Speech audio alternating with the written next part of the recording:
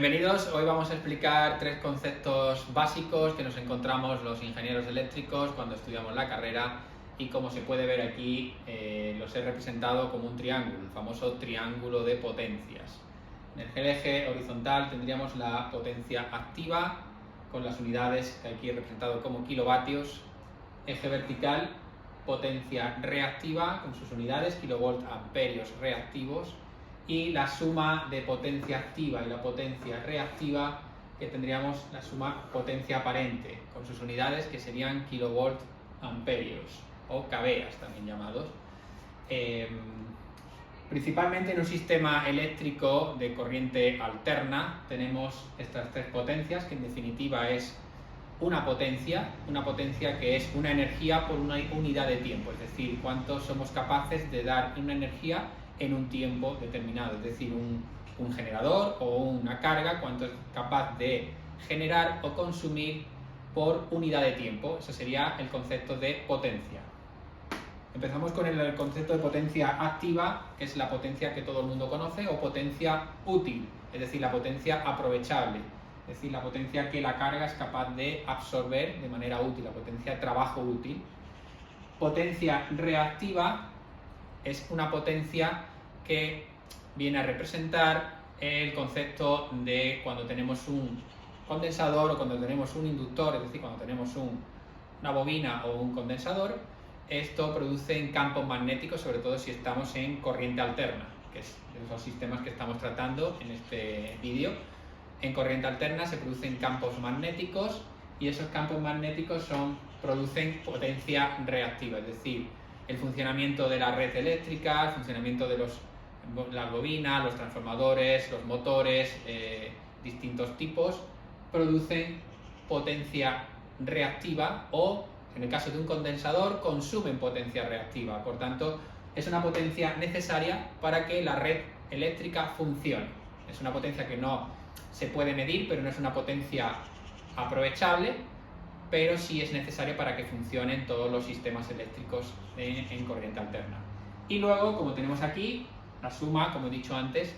es la potencia aparente, la suma de la potencia activa y reactiva. En definitiva,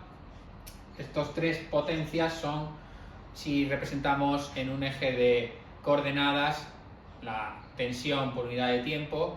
o la potencia por unidad de tiempo son fasores, es decir, son vectores giratorios en el tiempo, es decir, van girando conforme va pasando el tiempo, es decir, una corriente alterna es una corriente senoidal, es una corriente con una onda senoidal que se propaga a través de un medio, de un cable o de lo que sea, y tenemos estos tres tipos de potencia en corriente alterna. Un concepto que, como estoy explicando, se puede representar por un triángulo de potencias o, como en mi canal se puede ver, la analogía básica de este concepto de triángulo de potencias es una cerveza. En el caso de la cerveza, la energía útil sería la propia cerveza, es el líquido propiamente, hasta donde llega el nivel de cerveza, y la parte de arriba, donde está la espuma de esa cerveza, esa franja de espuma, se correspondería con la potencia reactiva, es decir, la potencia activa se correspondería con la parte líquida, la parte útil, es decir, la propia cerveza.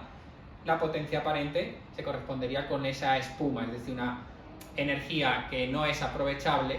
como hemos dicho antes, porque son energías que se producen por campos magnéticos de las bobinas y de los condensadores, pero que es necesaria para que funcione ese sistema eléctrico o esa carga o ese generador.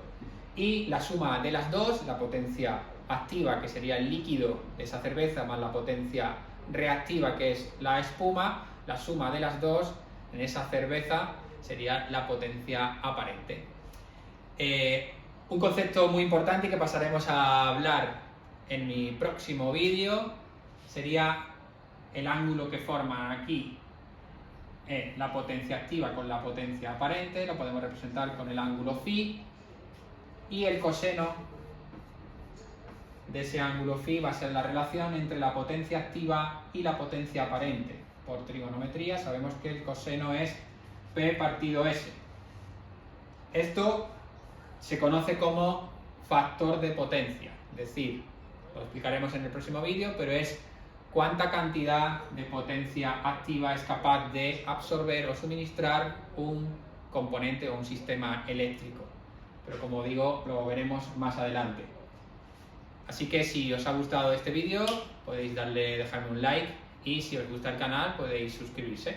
Hasta pronto.